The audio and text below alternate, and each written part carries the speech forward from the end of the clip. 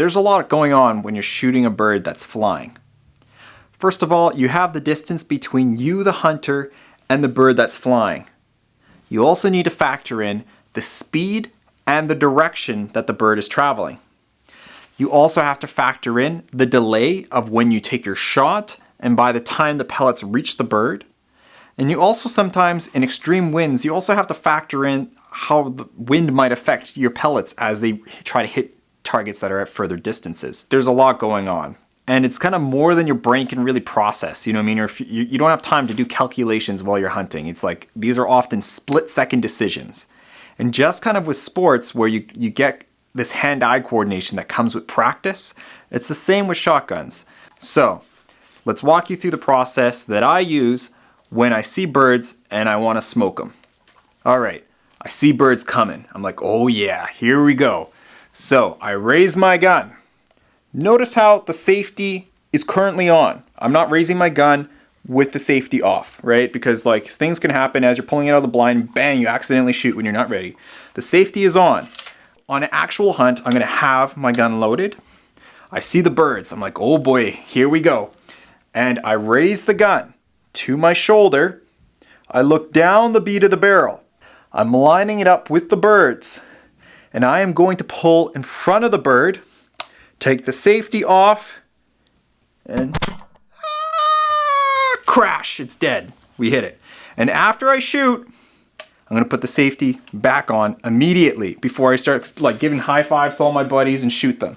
Right? So I'm gonna put the safety back on, I'm gonna reload another shell, and then I'm gonna go get my bird, unless I see birds coming again, in which case I'll just leave the bird and just get ready to shoot again. But that's the process. Now, this is a great way to talk about the 5 reasons why most people miss. Reason number 1, you're going too fast. So yes, these birds are coming in at incredible speeds, and yes, you can't like just take forever, but usually people act like panic when they're raising their gun. They're like, oh, bang, bang, bang, bang, and they miss all 3 shots. So what you're gonna do, take a deep breath, take your time and have fun. Right? And that's the first thing that I can suggest to help you if you are missing. For most of the footage that we've been recording all year long, usually why hunters miss is because they're shooting behind the bird. So keep that in mind. If you've just been missing all morning long, try to pull out in front of the bird a little bit more. Now, the third thing that you really need to consider if you're missing, and I kind of spoke about it a little bit earlier, but you need to look down the bead of your barrel. If you're not looking down the bead of your barrel, you don't really know what you're aiming at, right? So I could go this, I'm just like looking at the bird, but I'm not really like lining up my beads on it. You have no clue. You might be shooting to the left or the right or above it or below it. You don't really know, right? So you have to take your time, use your beads. They're there for a reason. Take the safety off, go in front of the bird, and fire. Now, what might be another reason why you're missing? Well, your gun jammed because you didn't clean it before your hunt. Now, every shotgun is slightly different, so I'm not going to teach you how to clean your shotgun. Your guns come with manuals, and I'm sure you can learn how to use it. And I highly recommend being very confident with your gun, being able to take it apart quickly in the field, because sometimes it gets jammed. And if you're not very comfortable with just like quickly disassembling your gun in like a minute and putting it back together, your hunt might be over.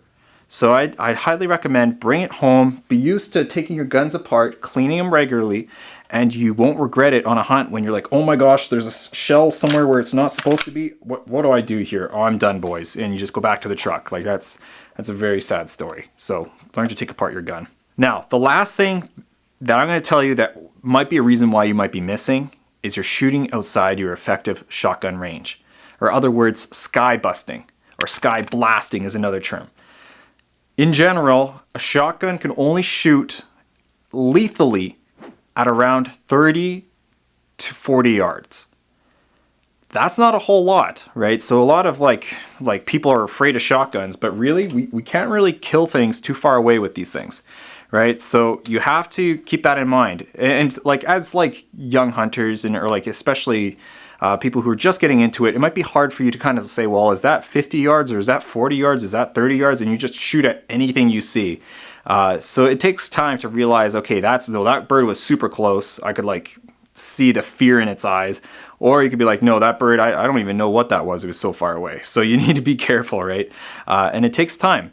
So what is a great way where you can improve your accuracy? I highly recommend learning how to shoot clay pigeons or skeet. This is something you can do on your off season, like during the summer. And what you do is you can learn your lead timing. The stakes aren't as high. You're just throwing a clay pigeon into the air with a launcher or at a gun range, and you're shooting ahead of the clay pigeon. And it helps you to understand, oh my gosh, I actually have to lead when the clay pigeon is out by 40 yards. I have to lead by like 5 feet in order to hit it, right? Now, in real life, when you're trying to hit a bird, I've found, this is a saying my dad had, and it really helped me when I was first trying to figure out where should I be shooting at all on these birds. If you follow this pattern, I found it's helped a lot of people. So it's a saying, it's 4 B's, all right? You're first going to aim at the butt of the waterfowl, then the breast, then the beak, and then you're going to blast, all right? So butt, breast, beak, blast, all right? Raise your gun. Safety off. Butt, breast, beak, blast. All right? So that might just help you if you're just like learning, trying to figure out how to hunt or whatever. Like you can just go into the hunt with just that saying is butt, breast, beak, blast. And that'll help you have the right trajectory of leading in front of the bird, right? Because you're progressively pulling in front of the bird before you fire. And that's essentially what lead timing is. You don't want to just like arbitrarily pull in front of the bird and just hope you hit it. You kind of want to follow along, pull out just in front of it, and if it's a little bit further out, a little bit more than that, and fire, right? And it's kind of hard for me to say, oh, it's half an inch or 1 inch or like 3 feet or whatever it is, right? It'll depend greatly on how far that distance is. But the one thing that can really help you is by shooting clay pigeons and just taking that time, because it'll become just second nature, right? When you're playing a sport, you don't really think, oh my gosh, okay, that's that hockey player there, he's 25 feet ahead of me, or that football, I have to throw this thing like 60 yards or whatever it is. Like you don't think about the numbers like that. It just becomes a subconscious muscle memory, and it's the same with shooting. Now, one thing that I want you to remember is, like, we're shooting at real birds here, right? So you don't want to just practice on real birds and be like, well, I'm not going to practice skeet shooting. I'll just figure it out when I'm in the field. Well, that's kind of unfair to wildlife, because you're just basically just shooting them, hoping that you take them down, but you could be like wounding them, shooting off their legs, gut shotting them, and not actually harvesting them, and they have to suffer a lot longer than they need to be. So I'd say work on your marksmanship. Like, you owe it to the animals. If you're going to go hunting, learn how to use the weapon you're going to bring into the field. Like, that's just being a decent human being. That's being an ethical hunter. Learn your gun. This is the one thing you can control. There's so many things that are outside of your control when it comes to hunting, but knowing this thing inside and out, and knowing that when these birds are in range, you're going to take them out. Practice, understand why you're missing. Hunters love blaming their ammo. They love blaming the gun. They love blaming their choke. They're like, oh, it's not working or whatever.